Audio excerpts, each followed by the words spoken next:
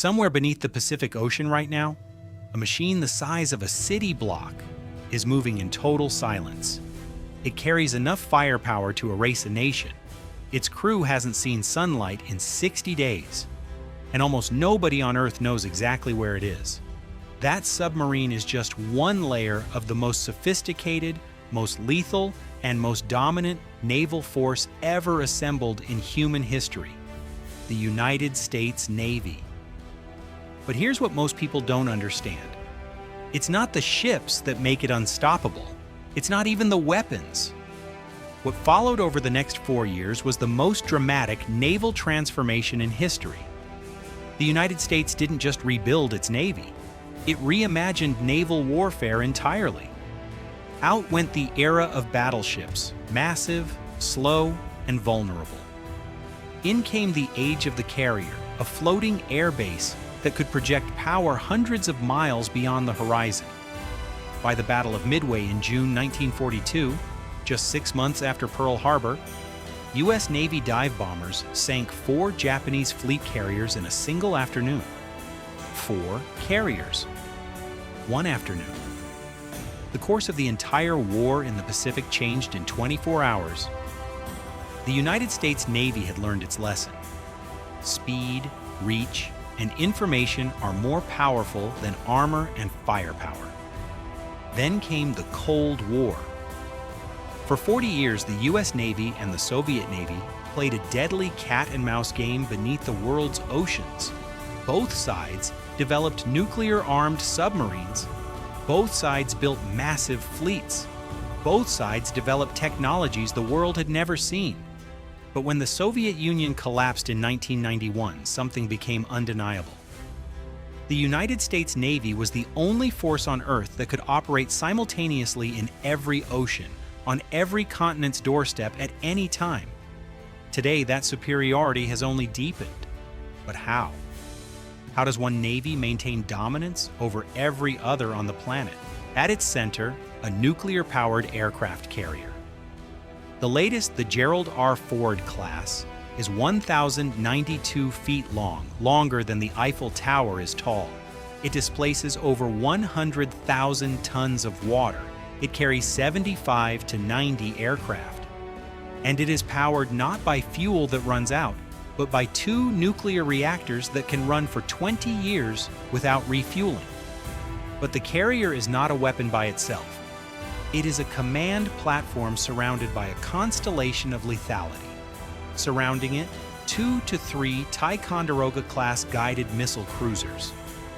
These are floating radar and missile platforms capable of tracking hundreds of targets simultaneously and firing long-range missiles at aircraft, ships, or land targets hundreds of miles away. Then, 2 to 3 Arleigh Burke-class guided missile destroyers, arguably the most capable surface combat ship ever built. Equipped with 90 to 96 vertical launch cells loaded with Tomahawk cruise missiles, anti-ship missiles, and anti-aircraft missiles. Fast, stealthy, and lethal. Then 1 to 2 attack submarines lurking invisibly beneath the fleet, hunting enemy submarines and surface ships. Then a supply ship, because this fleet doesn't need to come home to rearm or refuel. It sustains itself at sea. The combined firepower of a single carrier strike group exceeds that of most national militaries. And the United States Navy operates 11 of them simultaneously. At any moment, those 11 strike groups are patrolling international waters, a permanent, mobile deterrent that no adversary can ignore. Chinese admiral, Russian commander, Iranian general. They all know exactly where those carrier groups are, and they plan their entire military doctrine around not confronting them directly. That is power. But if the carrier strike group is the fist of American naval power, the submarine is the knife. The United States operates 2 types of nuclear-powered submarines, and together they represent perhaps the most decisive strategic advantage any military force has ever held. First, the attack submarine, Los Angeles class, and the newer Virginia class boats. Fast, deep diving and armed with Tomahawk cruise missiles and heavyweight torpedoes. Their mission: hunt and destroy enemy submarines and surface ships before those enemies even know they're there. The Virginia-class submarine can operate in littoral waters close to coastlines where older submarines couldn't go. It carries Tomahawk missiles that can travel over 1,000 miles and strike land targets with near-surgical precision. But the second type of submarine is where the true existential power lies: the Ohio-class ballistic missile submarine, known by the crews who serve on them as boomers. Each Ohio-class submarine carries 24 Trident 2D5 ballistic missiles. Each missile can carry multiple independently targetable nuclear warheads. Each warhead has a yield many times more powerful than the bomb dropped on Hiroshima. A single Ohio-class submarine deployed alone can effectively end a civilization. The United States operates 14 of them. They are always at sea. Their locations are among the most classified secrets on Earth. Even within the U.S. Navy, only a small number of people know where all the boomers are at any given moment. This is called the nuclear triad's sea leg, and it is considered the most survivable and therefore the most stabilizing element of nuclear deterrence. And the men and women who crew these submarines? They volunteer for deployments of 60 to 70 days beneath the ocean. No sunlight, limited communication with family, no surfacing, sleeping in bunks that rotate between crew members in shifts. They call it running silent, running deep. And they do it because they understand that their silent presence is what keeps the world from going to war. Every weapon is only as good as the information it acts on. And in modern naval warfare, the ability to see the battlefield, all of it, instantly, accurately, is the difference between victory and catastrophe. This is where the Aegis combat system enters the picture. Developed in the 1970s and continuously upgraded ever since, Aegis is the most advanced naval weapons, control, and radar system ever deployed. At its core is the AN/SPY-1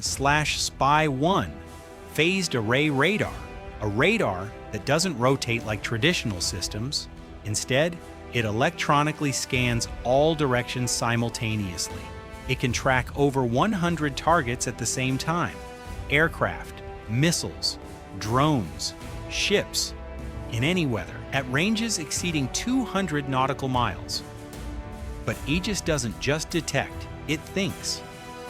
The system can automatically assess threats, prioritize them by danger level, and recommend or autonomously execute weapons launches, all faster than any human operator could. During the Gulf War in 1991, Aegis ships provided the air picture that coordinated the entire coalition air campaign. In 2003, Aegis cruisers and destroyers fired Tomahawk missiles from the Red Sea and Persian Gulf into Baghdad with accuracy measured in meters. But here's the evolution that changes everything. Aegis is now networked. Every Aegis-equipped ship shares its sensor picture in real time with every other Aegis ship in the fleet. The carrier, the destroyers, the cruisers, even allied navies, they all see the same picture. They can all shoot based on another ship's sensors, a concept called cooperative engagement capability. What this means? An Arleigh Burke destroyer sailing 50 miles from a carrier can fire a missile to intercept a target it cannot see itself, using targeting data fed from a different ship over a data link. The U.S. Navy doesn't fight as individual ships, it fights as a single, networked organism. If there is one weapon that has defined American naval power for the last 30 years, it is the Tomahawk cruise missile. Developed in the late 1970s, the Tomahawk is a subsonic, terrain-hugging cruise missile with a range of over 1,500 miles. It can fly below radar coverage. It can navigate around mountains and through urban canyons. It can strike a specific window of a specific building. In 1991, during the opening night of Operation Desert Storm, 52 Tomahawk missiles were launched from U.S. Navy ships in the Red Sea and Persian Gulf. They flew over Saudi Arabia, over Jordan, and arrived in Baghdad simultaneously. The Iraqi Air Defense Command never had time to respond. Since then, Tomahawks have been fired in conflicts across the Middle East, the Balkans, Libya, and Syria. They are the first punch launched from ships safely beyond the horizon before a single aircraft crosses the enemy border or a single soldier sets foot ashore. The newest variant, the Block 5 Tomahawk, is even more lethal. It can be retargeted in flight. It can loiter over a target area, waiting for the right moment to strike. It can attack moving ships at sea, something previous versions could not do. And consider the reach. A U.S. Navy destroyer sitting in the middle of the Mediterranean Sea can strike targets in Moscow, Tehran, and Beijing without moving an inch. That is what power projection means.